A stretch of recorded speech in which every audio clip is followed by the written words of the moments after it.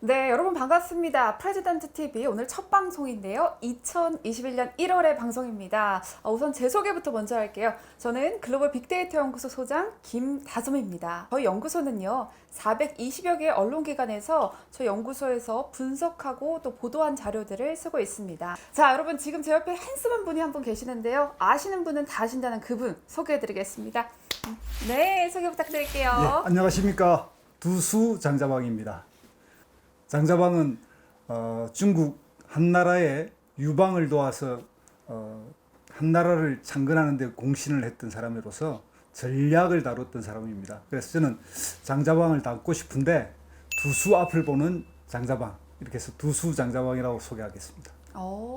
사실 저는요, 두수 장자방이다라는 단어를 들었을 때 무슨 뜻인지 이해도 못했어요. 그래서 저처럼 무식한 사람은 장자방이 뭔지도 잘 몰랐는데 오늘 덕분에 그 뜻을 알게 된 것 같습니다. 근데 궁금한 게 있어요. 이 방송 채널명이 굉장히 거대하잖아요. 프레지던트 TV. 이 이유가 뭘까요? 우리나라에서는 그냥 프레젠트를 이제 대통령으로 번역하는데 네.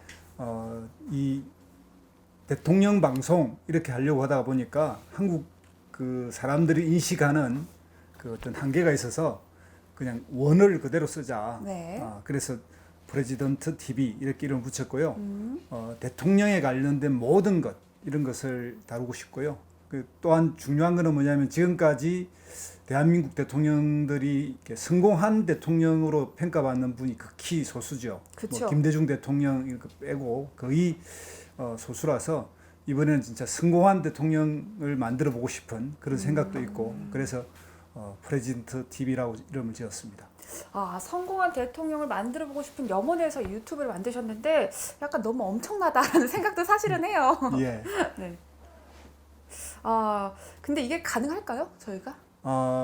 지금부터 이제 2022년 대통령 선거 1년 남아 있는데 네. 그 1년 동안 열심히 한번 뛰어보겠습니다. 여러분들이 좋아요, 구독 많이 눌러주시면 이 프레지던트 TV가 성공하면 대한민국 대통령도 성공합니다. 굉장히 여러분 좋아요, 구독 그리고 알람 설정 필수다, 뭐 이런 홍보성 멘트였습니다. 자, 그러면 오늘 본격적인 주제, 일화 주제로 한번 넘어가 볼 건데요. 저희가 오늘 힘차게 외쳤는데 진짜로 오늘은 뭘로 시작하는지, 오늘 프레젠트 TV라는 이제 거대한 채널명처럼 멋진 주제로 하나 시작을 해야 될 것 같은데, 네, 오늘의 주제 말씀해 주시죠. 예, 시작은 좀 역설적입니다. 네. 대통령이 일본 말이라고, 예, 대통령이라고 우리가 알고 있는 이 말이 바로 일본어에서 왔다는 것 잘 모르셨을 건데 이걸 네. 한번 오늘 파헤쳐 보겠습니다. 대통령이 일본 말이다. 저는 태어나서 처음 듣는 얘기인데, 그럼 대통령이란 말의 어원에 대해서 좀 설명해 주시죠. 예, 이 대통령이란 말이 우리가 이제 첫 등장한 거는 네. 상해 임시정부, 그러니까 1919년 9월 11일 대한민국 임시헌법이 만들어졌을 때 처음 등장했습니다. 공식적으로는. 네. 그러나 이제 이 동양권, 한자 문화를 쓰는 이 동양권에서는 일본이 이 말을 번역할 때 1850년경 처음으로 번역했는데, 그때 일본에 이제 미국의 그 흑선이 등장했을 때 미국 대통령의 친서를 가져왔습니다. 그 친서가 필모 대통령의 친서를 가져왔는데 이걸 어떻게 번역할까 하다가 이제 대통령으로 번역했습니다. 그렇군요. 1850년에 처음으로 일본을 통해서 들어왔다. 그 또 다른 설명도 또 해주실 수 있을까요? 그럼요. 그러니까 이 말은 뭐냐면, 그럼 이 대통령이란 말은 그럼 일본에서 어떻게 대통령이라는 걸 알게 됐느냐? 이게 이제 군사, 이렇게 사무라이의 우두머리, 그러니까 네. 군사 조직의 대장을 통령이라고 불렀답니다. 네. 그런데 이제 일본은 그렇게 했고요.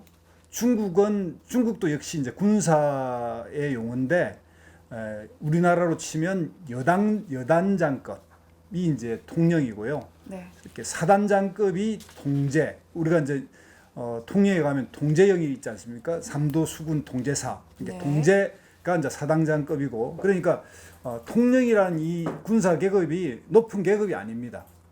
그런데 이제 일본에서는 사무라이라고 했기 때문에 사무라이 우두머리니까 통령에 대자를 붙인 거거든요. 네. 그런데 우리나라도 이 흔적은 있습니다. 우리나라는 뭐냐면 조선 후기에 그 세금으로 받은 쌀 이걸 실어 나르는 운선이라고 배에 실어 나르잖아요. 이 배를 한 10척 정도를 지휘하는 사람을 통령이라고 불렀습니다. 그러니까 통제사보다 낮은 계급이죠. 그러니까 이 말은 군사 조직의 우두머리라고 하기에는 우리나라에서는 뭐 거의 알려져 있지도 않은 계급이고 거기에 대자를 붙였으니까 상당히 이게 그 지위에 맞지 않는 그런 거고요. 더 중요한 거는 일본은 이 통령을 일본 신사의 신 중에 또 한 명입니다. 그러니까 우리가 지금 그 대통령이라는 이 말을 쓰고 있으면서 일본 신사의 신과 같은 사람의 지위에 쓰고 있다는 것, 이게 적절하지가 않는 거죠. 그래서 이건 지금이라도 이제 바꿔야 된다 이렇게 생각이 듭니다.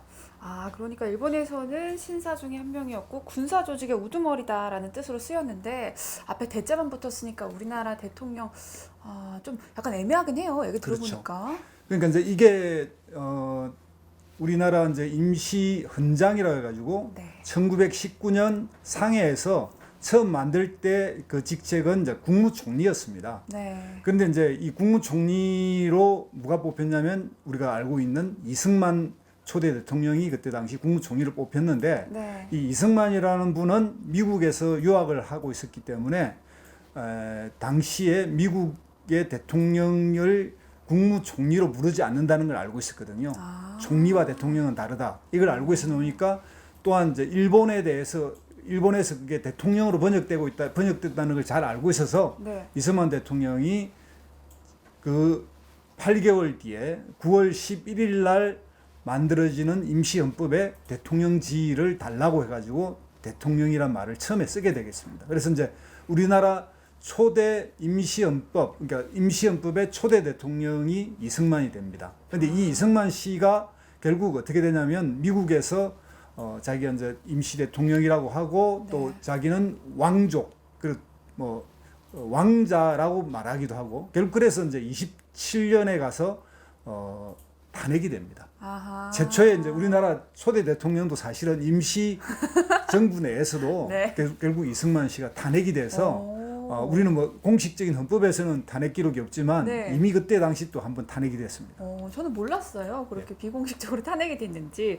오늘 또 탄핵의 역사, 초창기 역사도 좀 알아보고 있는데요. 또 재미있는 이야기도 있죠. 사실은 말해주세요. 48년에 우리나라 헌법이 탄생했을 때도 네. 우리는 내각제를 선택했거든요. 그래서 사실은 이 국무총리가 이게 국정을 이끌어가게 됐는데 이승만 씨가 내각제는 안 된다. 난 대통령 해야 된다. 이래가지고 사실은 그 임시헌법이 일주일 만에 내각제에서 대통령제로 바뀌게 됩니다.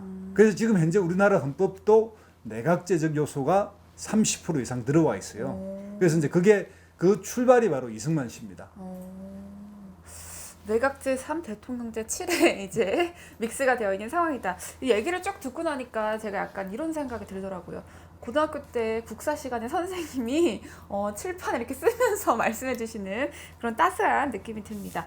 그러면 약간 대통령이다라는 단어가 적합하지 않다라고 이제 말씀하셨는데 대통령이라는 단어 말고 혹시 바꾸고 싶은 용어 있으실까요? 그러니까요. 이게 원래 대통령을 뜻하는 이제 프레지던트라고 하는 말은 네. 프레가 붙는 말은 앞이란 뜻이고요. 네.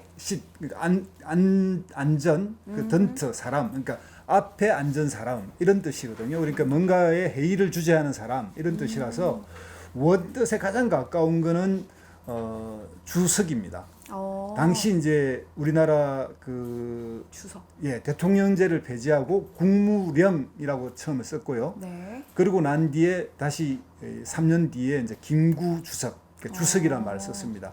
그래서 이제 그 주석이 이 한자 문화권의 일반적이었고, 그래서 이제 중국이 주석을 썼고, 네. 우리도 주석을 썼는데, 우리가 이제 알고 있는 대한민국 안에서, 그러니까 한반도 안에서 주석이란 말을 공식적으로 쓴 거는 1972년 북한 김일성 주석이 북한 헌법을 바꾸면서 수상이 주석이 됩니다. 그러니까 우리가 이제 주석이란 말을 임시정부도 썼고 김구 주석이라고 익숙해 있지만 헌법에 주석이라고 쓰지 못하는 문제가 하나 있고요. 네, 그렇겠네요. 그러면 이제 또 혹시 뭐 다른 이름이 있을까 이렇게 보면 이제 당시에 그러니까 한자 문화권에서는 보면 이제 대만이 네. 총통이라고 쓰고 있습니다. 총통. 아, 총통. 이 총통이 이제 대통령인데 말하자면 대만 총통이 어떤 그 의미를 가지고 있냐면 종신 대통령 같은 이런 약간 독재자 이미지를 가지고 있습니다. 그런데 대만도 87년 민주화되고 나서 네. 대통령이 뽑히면서 이번에 이제 임기가 딱 정해져 있거든요. 네, 그러니까 네. 대만의 총통도 이제는 그런 종신 대통령 같은 이미지가 없어지고 있고요. 그러니까 총통도 이제 한번 고려해 볼 수 있는 말인데 재밌는 거는 일본에서 이 대통령이라는 말을 용어를 만들었지만 동양 한자권 전체에서 네. 대통령을 쓰고 있는 말은 우리나라밖에 없어요. 독특하네요. 그러니까 일본에서 만든 말인데 쓰고 있기는 우리나라가 유일하고 또 이 의미도 아까 말했듯이만 군사 조직의 우두머리라는 뜻, 그러니까 민주화 시대도 맞지도 않고 네. 그 일본의 신사의 한 신이니까 그것도 우리가 말이 안 되고 그러니까 바꿔야 한다 이렇게 생각이 들고요. 네. 그래서 이제 국회는 의장이 있고 그래서 국회의장이라고 부르고요. 네. 그러니까 뭐 국가의장 이렇게 부를 수도 있고요. 네. 또는 이제 우리가 그 대통령의 뜻을 좀 더 이제 그 중국에서 보면 국가 주석이 있고 그다음에 국무원 총리가 있고 네. 또는 이제 행정원장이 있고 뭐 이런 식으로 그 행정부의 장을 그렇게 부르기도 하거든요. 네. 근데 대통령의 의미는 국가 원수에 가까우니까 네. 이 국가 원수의 개념에 우리가 적합한 걸 한번 뜻을 모아봐야 되지 않을까. 만약에 다음 제7공화국을 만든다면 네. 이 대통령이라는 용어를 우리나라 사람들의 의식과 이게 맞게 바꿔야 되지 않느냐 이렇게 생각이 듭니다. 지금 이제 대통령을 대체할 만한 단어로 여러 가지 말씀해 주셨어요. 주석도 괜찮고 총통 혹은 의장이 괜찮은 것 같다라고 하셨는데 주석 이거는 한자 뜻이 뭐예요? 그러니까 주인 주자의 자리석. 아, 그러니까 이제 자리석. 회의의 앞자리에 서서 회의를 주재하는 사람 이런 뜻이거든요. 그러니까 그런 뜻으로 보면 의장하고도 통하니까 만약 국회는 국회의장이 있으면 나라에는 국가의장이 있다 이런 식으로 해서 이제 국가의장 이렇게 부를 수도 있는 것 같고요. 국가의장. 만약에 헌법이 바뀐다면 우리가 말하는 책임 총리제를 좀 더 강화한다면 네. 즉 내치를 총리 중심으로 운영된다면 이 대통령이라는 지위를 국가의장이라고 부를 수도 있지 않을까 이런 생각도 합니다. 그럼 총통은 무슨 총이 무슨 통인가요? 그 통은 네. 통제할 때 통이고 종은 이제 모든 걸 모았다는 뜻이죠. 우리가 네. 종무 이렇게 일상적으로 알고 있지 않습니까? 이제 네. 종무라는 말, 총리, 대통령 이 세 단어가 다 일본에서 만들어진 용어입니다. 아하. 자, 오늘은요 대통령의 유래와 역사 그리고 대체할 만한 단어에 대해서 심도 있게 이야기 나눠봤는데요. 1화는 이걸로 마무리하도록 하고요. 저희 프레지던트 TV는 언제나 대통령에 관한 모든 것을 정복하는 것을 목표로 앞으로 진행해 보도록 하겠습니다. 자, 우리가 구호에 대해서 많이 생각을 해봤는데 약간 올드한 것 같아서 오늘은 자연스럽게 마무리하도록 하겠습니다. 여러분 앞으로 우리 프레지던트 TV 많이 많이 사랑해 주시고요. 구독과 좋아요 그리고 알림 설정은 사랑입니다. 많이 많이 구독 부탁드릴게요. 인사해 주세요. 예. 네. 안녕.